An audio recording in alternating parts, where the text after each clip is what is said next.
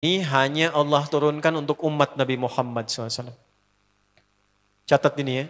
Dan saya belum pernah bagi dimanapun yang ini, yang versi lengkapnya. Kalau bisa dilakukan, bukan hanya dosa digugurkan.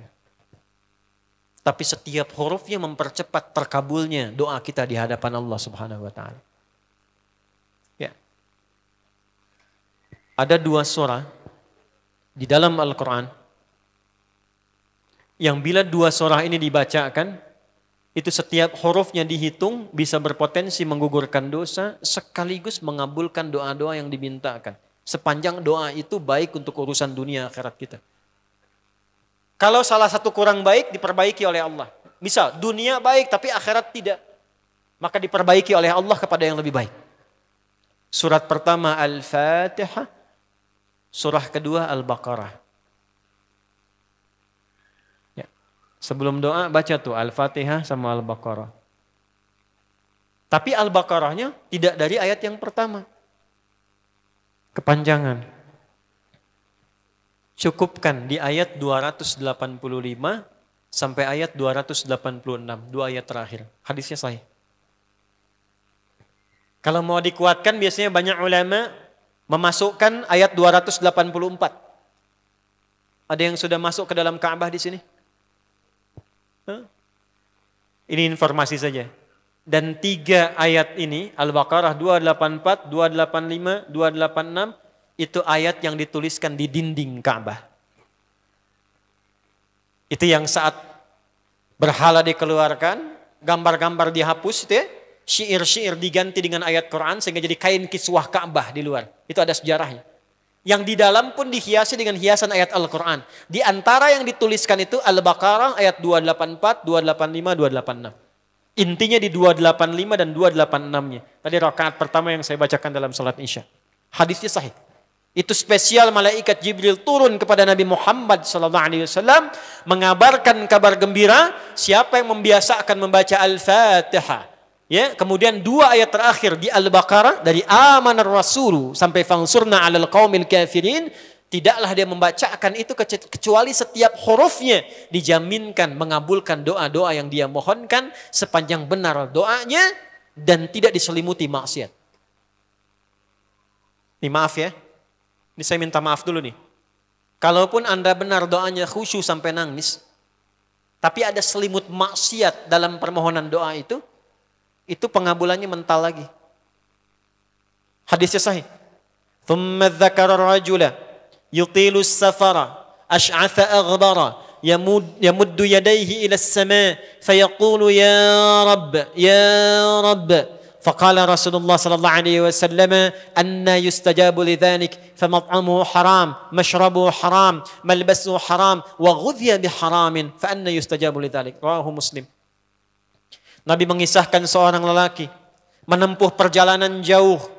Awas, menempuh perjalanan panjang untuk ketaatan itu mempercepat doa dikabulkan 2 kali lipat dibanding orang biasa. Makanya kalau ada orang mau ke Mekah umrah, mau haji, titip doa. Ada yang mau beasiswa ke Madinah, ke Mekah, ke Al-Azhar, ke Mesir, titip doa.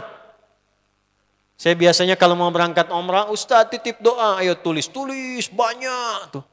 Enggak saya baca. Saya simpen aja, ntar dekat Ka'bah, ya Allah engkau maha mengetahui. Ya. Mohon kabulkan semua doa-doa ya dari teman-teman jamaah yang dititipkan dalam kertas yang telah mereka tuliskan itu. Simple Pak, daripada capek kita bacakan satu-satu. Dan alhamdulillah biasanya ya insya Allah terkabul. Insya Allah. Itu perjalanan jauh. Nah orang ini menempuh perjalanan untuk sekedar berdoa. Safar. Ya, safar yang baik. Kemudian yang kedua, yamuddu yadaihi ilas sama, dia mengangkat tangannya ke langit. Ini saya tidak bermaksud mengajarkan ya, cuma menunjukkan prakteknya begini nih. Ada yang bisa bantu saya enggak 1 orang maju? Cepat. Yang depan aja, depan. Jazakallah khair. Mohon pegangkan mic sebentar. Ya, terima kasih ya. Lihat sini. Gini. Nah, jazakallah.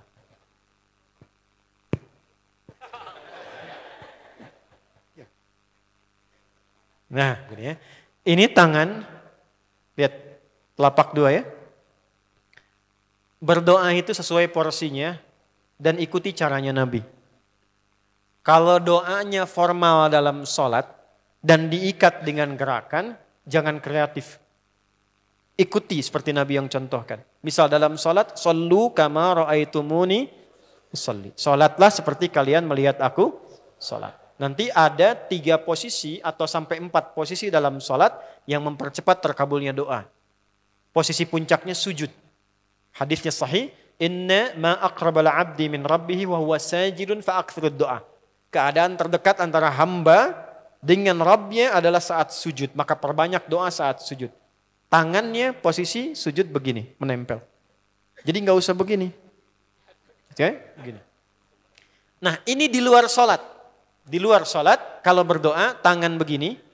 Lihat baik-baik ya. Ini kitabnya agak banyak, bahasanya panjang. Saya berikan yang simpelnya saja ya. Baik. Ini kan teman-teman telapak yang kanan, yang kiri ya. Padukan begini.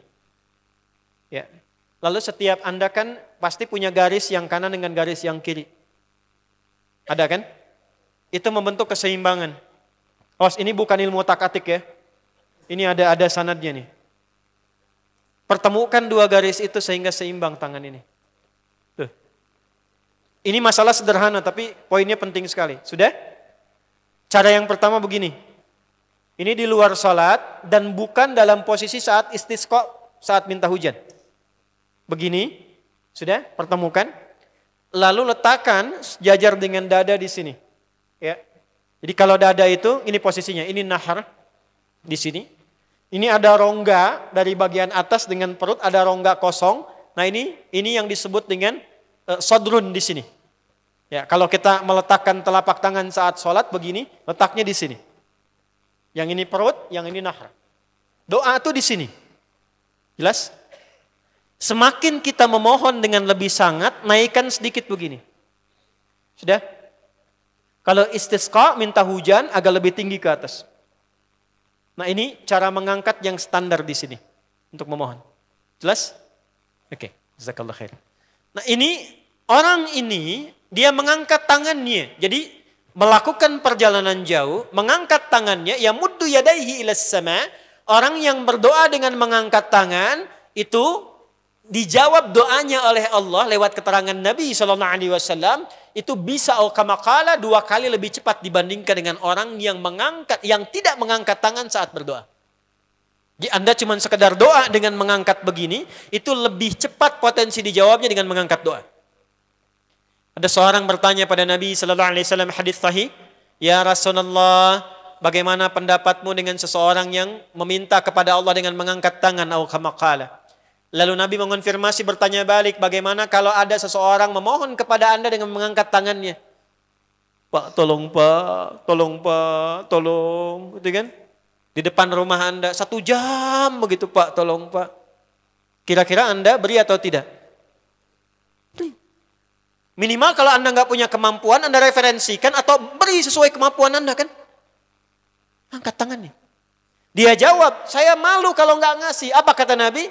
Innallaha hayyun karimun. Allah itu lebih punya sifat peka untuk merasakan malu pada hambanya kalau dia tidak memberi ketika hambanya mengangkat kedua tangannya.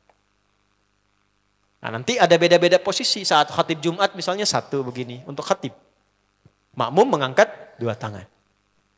Yang ketiga dia mengatakan ya Rabb, ya Rabb. Asmaul Husna. Doa yang dibuka dengan Al-Asmaul Husna itu dijawab 2 kali lebih cepat dibandingkan dengan doa yang langsung dimohonkan kepada Allah. Itu perintah. Tahu Nabi Zakaria? Nabi Zakaria apa ujiannya? Diuji oleh Allah, hidup demikian lama sampai rambut memutih, fisiknya letih, istrinya divonis secara medis, maaf, monofos dan mandul. Kata medis gak mungkin punya keturunan. Maka beliau berdoa kepada Allah dan dalam doanya dimulai dengan Al-Asmaul Husna. Sebelum sampai ke doa itu di Ali Imran ayat 38 sampai 39, buka dulu Quran surah 17 Al-Isra ayat 110. Ini perintah langsung dari Allah. Qulidullah awidur rahman ayyamma tad'u falahul asmaul husna.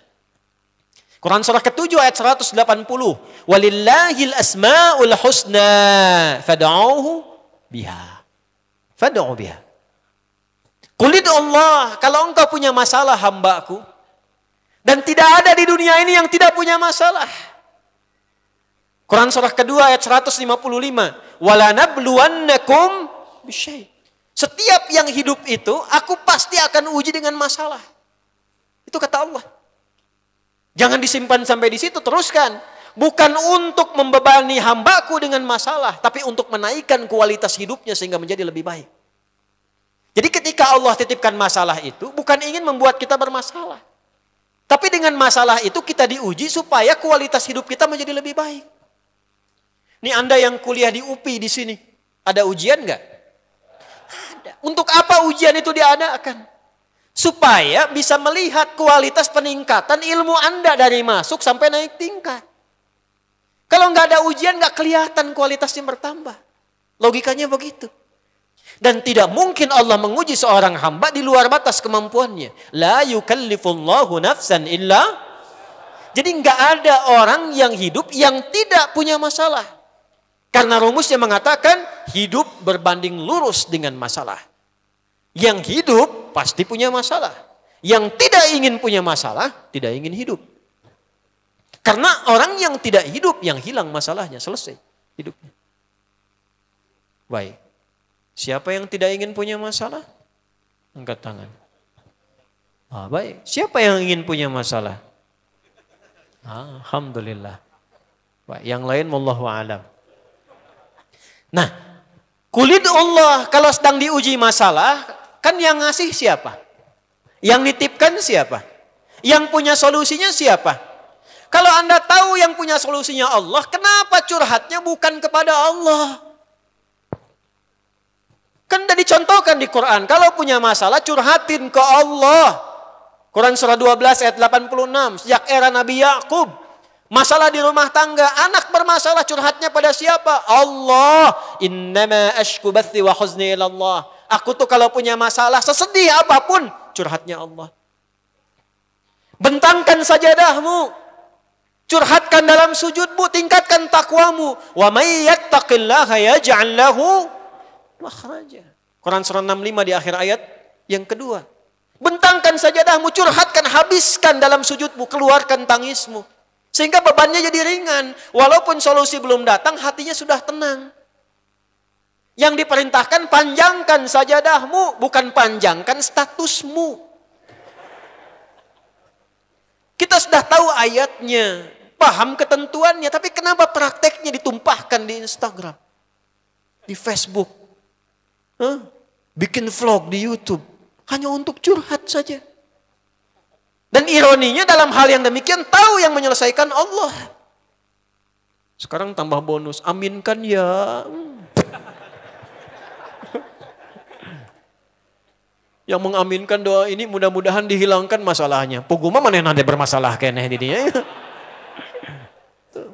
Itu gimana kumaha tuh teh? Paham? Curhatkan sama Allah. Nah, bagaimana mintanya? Sebut namanya ya Allah. Awidur Rahman. Kalau kita ingin minta lebih cepat, minta dengan kelembutan Ar-Rahman. Rahman itu bisa disebut namanya ya Rahman, bisa cari cara mintanya yang paling lembut, yang menyentuh. Allah senang dengan kalimat yang menyentuh. Misal ya. Kembali ke Nabi Zakaria tadi. Quran surah 3 ayat 38. Hunalika da'a Zakaria rabbah. Qala rabbi habli min ladunka dzurriyyatan thayyibah. Innaka sami'ud du'a. Ya Allah, hamba-hambamu itu telah menghukumi aku dan istriku tak akan mungkin punya keturunan. Sedangkan engkau yang maha pemberi tanpa punya batasan. Mereka mengatakan istriku punya keterbatasan. Maka aku memohon kepadamu yang pemberianmu tak ada batasan. Mohon ya Allah anugerahkan keturunan dari sisimu saja ketika mereka mengatakan tidak mungkin itu punya. Sungguh engkau yang maha mendengar doaku ya Allah. Perhatikan, kalau kepada yang maha mendengar saja tidak terkabulkan, mohon tunjukkan kepadaku saat ini dengan cara apa lagi dan kepada siapa lagi aku mesti memohon. Itu dalam banget. Ya Allah, Engkau perintahkan aku berikhtiar mencari kerja, aku lakukan. Engkau perintahkan mengeluarkan keringatku dengan cara yang halal, aku kerjakan ya Allah. Engkau perintahkan aku jauhi yang Engkau larang, aku lakukan ya Allah. Sekarang aku telah berikhtiar dari sejak keluar, aku telah menunaikan sholat subuh seperti yang Engkau maha mengetahuinya. Dan menjelang malam aku mengadukan bahkan di rumahmu ya Allah hanya untuk sesuap nasi bagi istri dan anakku dari yang halal itu. Aku telah melakukan apa yang Engkau perintahkan, aku hanya memohon apa yang telah Engkau janjikan. Kalau dengan semua ikhtiar yang aku kerjakan sampai detik aku bersujud di hadapanmu di rumahmu ini belum Kau kabulkan, mohon tunjukkan kepadaku di malam ini ya Allah, dengan cara apa lagi mesti aku memohon kepadamu. Minta. Pernah enggak begitu mintanya? Itu rahmat.